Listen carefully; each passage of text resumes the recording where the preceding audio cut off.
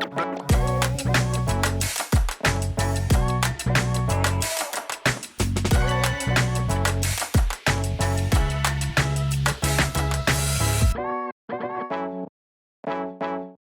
what up, though? Dwan Dandridge, and we're back with another episode of Speak for Yourself. Of course, we have Saginaw's swollenest, D. Ken Elkins. What's happening? And a very special guest, Courtney Smith. Courtney, I don't know if you know, but the way that we like to jump it off and get it started is we like to invite our guests to introduce themselves. So we want to make sure that we allow our audience to connect with you the way that you see yourself. So how would you like our viewers to know you? Well, thank you so much. First of all, thank you for having me. My pleasure. I am Courtney. I am a social entrepreneur. I am a servant leader. I am the world's best aunt in the entire universe. Okay? I am the world's best aunt. I am a great sister. I am an artist. I am all things joy. And I just love life. I'm very fun-loving. That's what's up. That's what's up. It is really refreshing to be in Women's History Month and hear you acknowledge all those things about yourself and with such confidence. And we appreciate being able to share this space and time with you. So you're definitely welcome. Let's get it started by sharing what it is you do. So you founded an amazing organization that sets you up to be able to connect with your nieces and nephews in a really, really organic and special way. So can you talk to people about the Phoenix Center and what it is and what you do? Yes, so the Detroit Phoenix Center, we are a high-impact nonprofit organization that provides housing interventions, academic, after-school program supports, mental health and wellness, really a holistic, wraparound supportive approach to supporting youth and young adults here in the city of Detroit that may be experiencing some housing insecurity or maybe just looking for a place to belong and to be safe and to be in community with one another. Yeah. So I guess, when did you start the organization? I started the organization in 2016, but we became operational in 2017. So I had been doing a lot of work in the national youth organizing space around housing insecurity and just recognizing just some gaps, right, that existed. I noticed that in Detroit, in particular, there were some gaps in the direct service space of meeting the needs of young people who were a little bit more transient than the others. What are the ages of the group of people that you're servicing? Yes, so we primarily serve young people ages 12 to 24. Okay. But since we're coming up on 7 years operational, what we're seeing is a lot of the young people that we're, in connection with, they have siblings. And so now we've begun to service younger youth, but our target population is youth ages 12 and young adults to 24. Okay. And the reason why that is because a lot of the young people that we service may have experienced care. And according to FAFSA, the Federal Application for Student Aid, a young person is considered, dependent on their parents until the age of 24. And we know, you're not even fully developed yet. And so we just want to make sure we're meeting just the spectrum of needs for the young people that we service. Nice. You know what? I can now tell my friends that I was 50 when I found out what FAFSA stood for. Well, you're not quite 50 yet. Right, not quite. I was 49. Right, 49. When I found out what FAFSA stood for. Oh, that's what's up. Yeah, so Courtney, do you mind sharing a little bit about your why, right? I know from conversations with you that this is really personal work, but do you mind sharing a little bit about your why, Detroit Phoenix Center? Yeah, so my why for the Detroit Phoenix Center is really multifaceted. But very central to my why is my own lived experience, right? Growing up in the city of Detroit and experiencing some housing insecurity, having experienced the foster care system myself, having experienced housing insecurity, and being able to go away to college and to be able to have supports that I needed, through village, community, to be able to be what people would consider successful. So I graduated from college, was working out of the state, and then I heard a lot of people talking about like the city of Detroit that was coming back. And I just felt like young people, right, were being left out of that narrative. And then so I moved back to Detroit in 2016, and one day my youngest brother was sitting on my porch, and I invited him into the home. Started blowing up air mattresses in the basement for him, and I was sharing a room with about 3 other young women, and then they were complaining about just me inviting him and his friends in to take showers, to eat, to just really have community. And the landlord at the time, she threatened to evict me. And so I had to ask my younger brother to leave. And what I found out was it wasn't just him that was experiencing being transient, being street connected, but there were also his friends. And so I started to feel just a little defeated. Like, here I am, 10 years removed from my own lived experience of housing insecurity since I was a teenager at the time that I experienced my housing insecurity, and not being able to help my brother. And I was thinking, where do people like my brother go? And so I got this opportunity during that time to take a train journey across the country. And I traveled for 2 weeks by train, and I visited 6 major cities. And I talked to executive directors, and I talked to young people, and I asked them what they needed. And what the young people were saying that they needed, and what the executive director and CEOs of these organizations were doing, the math was not mathing. And one of the things that I really found out was, one, young people felt like their voices were not heard. There were people leading these organizations that did not look like them. And 2, even the way in which we were, doing outreach to them, it just didn't align with what their needs were.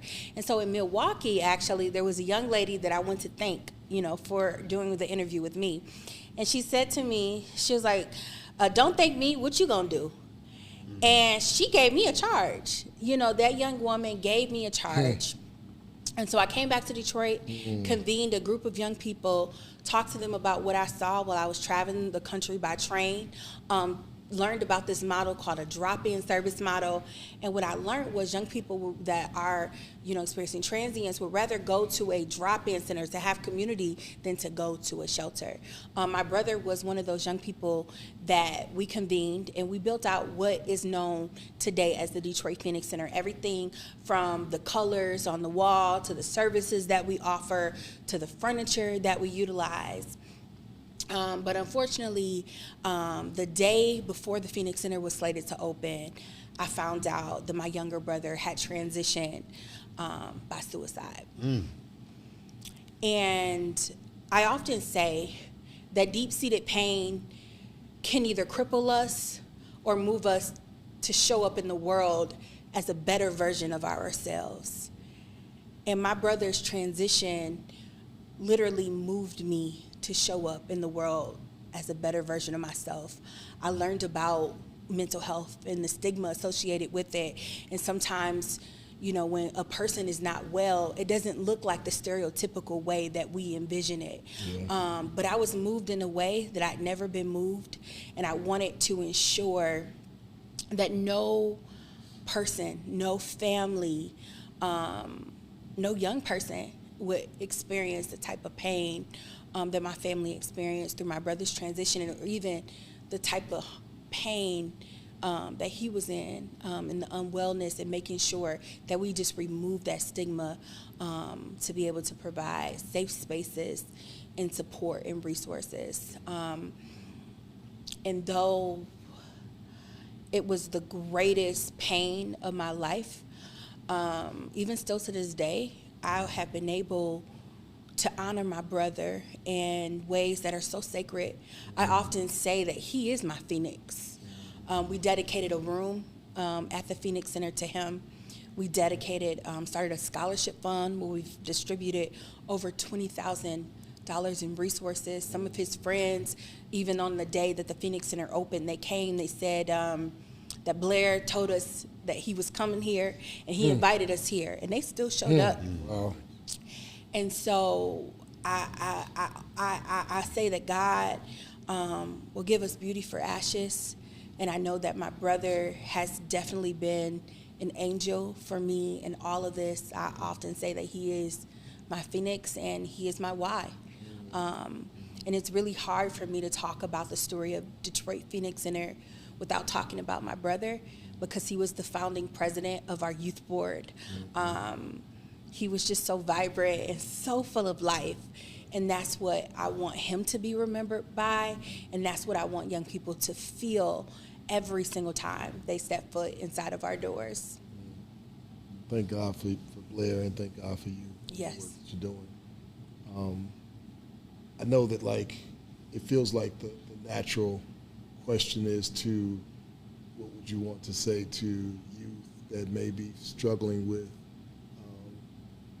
depression or what have you, but as I become like more acquainted with mental health than I'd like to in a real personal way, and seeing like how if you are set up and you have the resources, you're in a much better position to go through it, even though it's still extremely hard. I guess I would ask you if there's anything that you would want to say to the adults out there that are watching as it relates to a role that we can play in making sure that those that don't have the connections, the resources, the people on the other end of their, like on speed dial, to connect them with the resources. Is there any challenge that you would give us similarly to the way I know that all of us cannot become the world's best aunt or best uncle, but if there is a part that we might be able to play or at least consider, is there something that you would like to share with the adults watching? I would say that mental health challenges are very complicated, and one, to become as educated as possible. I would say, in my brother Blair's case, again, he was not the stereotypical what we consider. So really be educated and know that it really doesn't have a face. It's not, what we were taught, that it's the kid that's walking around in all black. Sometimes it's the one that's laughing, the one that's active, the one that's free-spirited. That sometimes that it doesn't really have a face. And so I would just say, really be in tune with our young people, really to listen to them, to know that they are human. They have big emotions just like we experience emotions. And I will also say for adults to make sure that we are healing, making sure that we're doing the inner work, the shadow work, to make sure that we are well so that we are able to show up and to be in tune, right? And to be educated and to offer a helping hand. But more than anything, when a person is experiencing mental health challenges, know that they are not well. It is not as simple as, put on a smile, right? There is a chemical imbalance. So really being willing to remove that stigma, know that there is a wealth of resources such as medication, such as counseling, such as therapy. There are even ways that are non-clinical, that we can utilize to make sure that we're having positive mental health. So if I was to say one thing to take away, is to make sure that we're experiencing positive mental health so that we can model that, right, for those in our community. Thank you again for the work you're doing and for sharing that with us. Yes. So, and definitely, again, sorry for your loss, but I know, of course, myself in the city is happy that you're able to change that grief to create the Phoenix Center. So, very beneficial. So, with the Phoenix Center, I believe you mentioned, is it drop-in services only? Do you offer housing for youth? Yes. So we offer a continuum of services. Okay. So we offer housing through Rapid Rehousing. We are a HUD-funded intervention. So at the Phoenix Center itself, there's housing. So what we do is we place young people in apartments. Okay. So we utilize a model. It's a new model called Rapid Rehousing, and it's this idea that's centered in housing first. That it doesn't matter if a young person has a job. It doesn't matter, if they have been involved in the criminal legal system. It doesn't matter if they're it doesn't matter what their personal situation is, they deserve to be housed first. Yeah. And so what we do is we house them, right? Like they get referred to us and we place them in housing, and we pay for them to move into an apartment. Okay. And these are our 18 to 24-year-olds. Yep. Many that have been involved in the foster care system. Many of them have been unaccompanied youth, meaning that they're not in the physical custody of their parent or guardian. Life could have happened, right?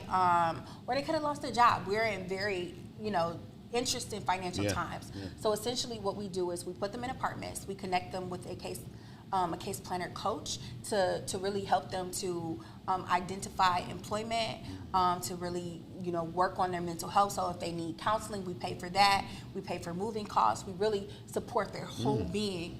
And then we kind of work them through tiers so that they're able to become interdependent and they're able to pay their rent on their own, but we can cover their rent for up to 2 years. Nice, very nice. And is there any assistance with helping them receive federal assistance as well? Yes, absolutely. Okay. So that's what we do as well. So we work with them to complete the FAFSA. We work with them to complete SNAP, the SNAP benefits. Like that's the role of the case manager. The case manager really comes in and they work with every need that they have. They work with them to develop their goals. So it's really youth driven. They drive what they want to accomplish, and the case planner works with them to do that. So that's our rapid rehousing program. And then our drop-in center provides basic needs. So a young person can walk in, they can take a shower, they can wash their clothes, they can access food. We have laundry on site. We really believe that a young person needs their basic needs met in order for them to show up fully. Because if a young person is hungry, they're not going to be able to be as focused in school or on the job. And so we provide that. And then our after school program, we really try to normalize and really center joy, right? Like this story that I talked about, the grief, right? That, the trauma of my brother, passing away. A lot of the young people have experienced traumas, right? And so we don't want to necessarily be so informed by the trauma. We want to be focused on healing. And the way that we focus on healing is centering joy. So in our after school program, they have access to all the basic needs, but they also have theater. They also have coding workshops. They have painting, right? Like things that really express the whole person. Because a lot of our narratives talk about the deficits, and we really want to pull out the strengths in the young people. So this week's episode of Speak for Yourself was brought to you by The Slush Queen. The Slush Queen offers a mobile bar specializing in popular slush flavors, along with their special cocktails, perfect for an event or special occasion. They cater both kid and adult celebrations. Follow them on Instagram, TikTok, and Facebook at the Slush Queen. To book or inquire about their services, go to theslushqueen.com. If you love slushes and would like to indulge, visit the store at 16038 West McNichols. That is 16038 West McNichols. Thanks to the Slush Queen for supporting us at BLD. One of the programs that I'm most proud of is our youth board. So our Youth Action Board is a group of young leaders. We just came back from Washington, D.C. They're advocating on the Hill. They're working on solutions, for their peers to prevent, to end, and to address youth homelessness. They're reviewing RFPs. They're moving money. They're giving away money, right? And they're really leading as leaders in our space. Actually, that is phenomenal. And it's interesting because I always thought that the forgotten group of people was that age group, 18 to 24, right? Yep. Like we help people, as they're young people in high school, and then when they turn 18, it's like, all right, we helped you, get on out there and do your thing, but depending on your circumstance, you may not be in a position, and I get that. I just, again, I always bring it up because I like poking at them, but when I met Martez, he was in that group, him and a bunch of other young men, and that's when it came to me like, wow, who's focusing on these people? Like they need assistance right now too, and some guidance and all that good stuff. So that is phenomenal work. So very happy for that. Thank you. And I definitely think it's like cultural, like in our community, unfortunately, because of all the historical things. A lot of times when a young person turns 18, a parent is like, You on your own, bro. Yeah. You But gonna have that's to me. figure, That's you me. gonna have That's to me. figure this thing out. That's me. I'm like, all right, then, deuces. My mama, I figured it out on my own. You can figure it out on your own. Exactly. Ken, I think it might be appropriate now to like say that, like, after you touched on all those things that you're doing and the ways that it works, we know that, like, you know, aunties like you don't do it for the money, but we know it takes money to do it. Yes. So on behalf of our members, we'd love to present the Detroit Phoenix Center with a $5,000 grant Thank you. to continue the work. So it's our pleasure to celebrate awesome. Women's History Month Yes. by providing, you know, a grant to a very, like, deserving organization. Well, thank you. So we hope that is able to help with some of the work that you just described to our audience. Well, thank you so much. We And definitely you got to do the rest of appreciate your it. interview with this holding this chair, too. We don't have to- Right. I'm holding on close to this, okay? Don't take this from me. I said it right here for you. Well, congratulations. Thank you so much. We definitely appreciate it. No, definitely welcome. What was the biggest challenge that you faced in either launching or while running the Detroit Phoenix Center, for anybody that's thinking about starting something or find themselves in that place of that hardest moment is right now for them? I would certainly say my hardest moment, and I didn't know it at the time, was that there's a healing aspect to the work, but I was using the work to heal my trauma, and I was not doing it in a very healthy way. And so I think that was the hardest part, is that I was leading unwell, and I didn't know it. And I was leaning into perfectionism. I was always on the edge. I did things that I didn't have the right boundaries, and I was doing the most, and it was good intention. It was well intentioned, because that's what we do. That's what our ancestors taught us to do, to push through. And I would say that was the hardest thing. But when I came to a realization that I don't have to do that, that in order for me to really serve my community and show up as the true best version of myself, I have to be the best version of myself. And our young people need to see us whole. They need to see us healed, and we cannot use them to do that. And so I would certainly say my sabbatical journey really opened up a door for me to do a lot of deep work, a lot of healing. I said, you know, the day before the Phoenix Center opened, and I just kept going. I went into full throttle mode, good intentions, and I don't regret a moment of it, but I would certainly say to leaders to take care of yourself. It is okay to step away. It is okay to really to heal. A lot of us are leading from lived experiences. A lot of us are literally solving issues that we ain't create. So it's really important that we really fill ourselves up. And I think that was the hardest paradigm shift, because it's really a paradigm shift. It's a mindset shift that I had to come to realize. And I feel so free. I feel so good. I feel so grounded. That's good. Doing that work, That that inner work. It's interesting because I would say a lot of organizations, now that you mention that, are formed from trauma. Yes. But as you were saying, you were in the negative part of that trauma, right? Yeah. When I look with us, we were formed from Dwan's trauma. Yes. From some of his experiences that he's gone through. Yes. It's like, I don't want someone else to have to go through this, right? So that's what you were saying. What we do is like, hey, this happened to me. Let me press on and make sure it doesn't happen to someone else, right? But in the process, because we're so committed and because we're so driven, and it's good intentions, and sometimes we have to do that, but we have to be able to, when we start to notice that we're tired, when we start to notice that we're getting a little weary, when we start to notice that we're snapping at people, it's okay, right, to step back and to fill our cups.